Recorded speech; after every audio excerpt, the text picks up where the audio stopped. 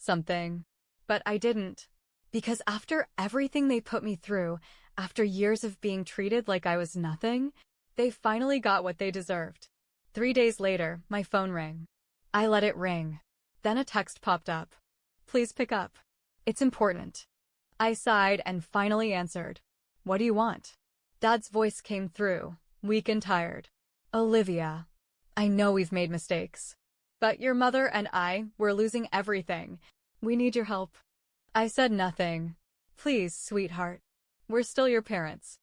I closed my eyes, took a slow breath, and then I hung up. No words, no second chances, no mercy, because for the first time in my life, I wasn't their victim anymore. It had been exactly 1 year since I walked away. 1 year since I sold the house, since Daniel lost everything, since Mom and Dad finally faced the consequences of their choices. 1 year since I became free. And I had never been happier. A new life. I stood on the balcony of my new apartment, sipping my morning coffee, watching the sun rise over the city. Not the small, cramped apartment I had before. A real home. A place that was mine.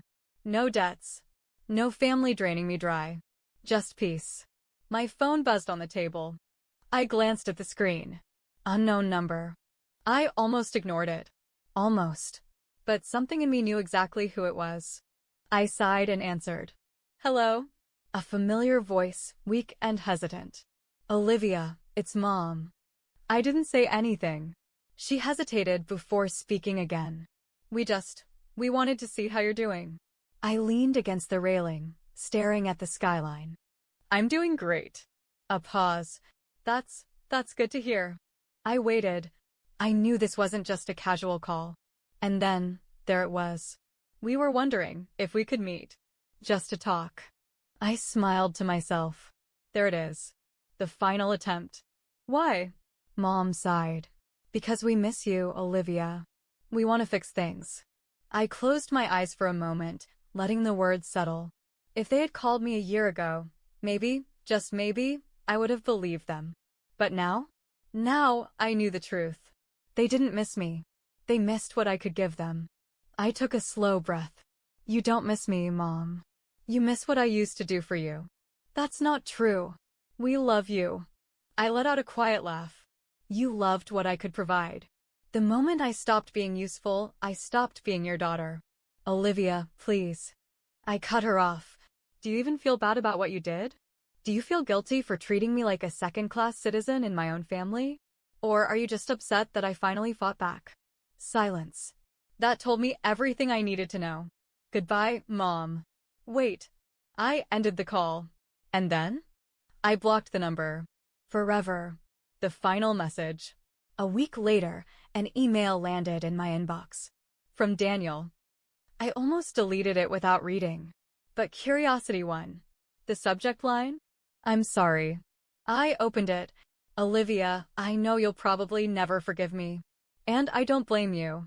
I was a terrible brother. I was selfish. I didn't see how much they were using you until it was too late. I lost everything, and honestly, I deserved it. I don't expect anything from you. I just wanted to say, I get it now. I really do. I hope you're happy. I really do. Goodbye. I stared at the screen for a long time. Daniel had never apologized for anything in his life. But did I believe him? I wasn't sure. I hovered over the reply button. Then, I closed the email and deleted it. The final goodbye. I stood on the rooftop of my building that night, looking out at the glowing city skyline. For the first time in my life, I was truly, completely free. No more guilt.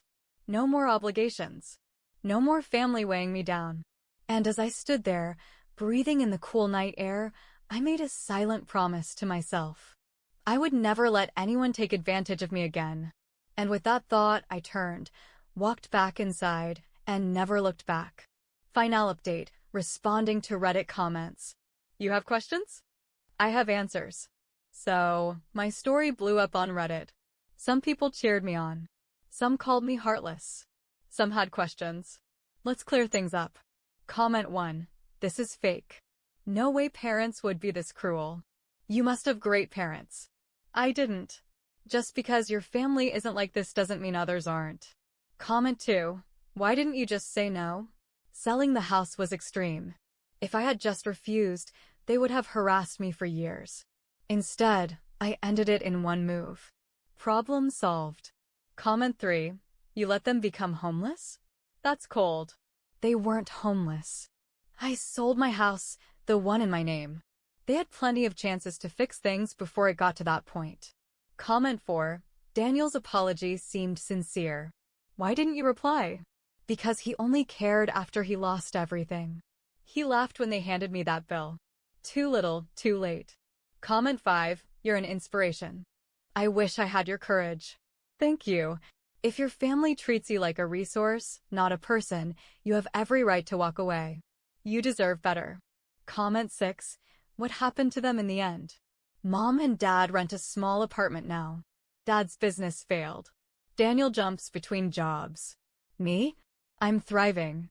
Comment 7. Would you ever forgive them? I don't hate them. I just don't want them in my life. Forgiveness, for me, is moving forward without them. Final thoughts.